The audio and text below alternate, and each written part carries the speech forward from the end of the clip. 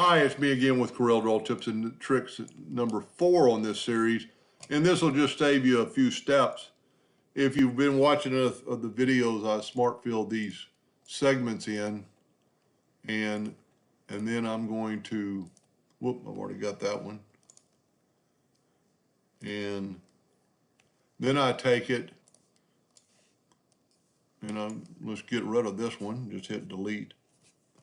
And then take all this and left click, right click, and then group them together.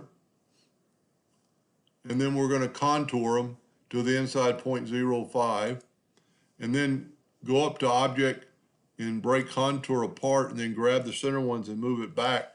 Now in the other videos I smart filled these, but since this is a group of 9 objects now, we can actually just left click black, right click outline, and you didn't have to smart fill in those sections.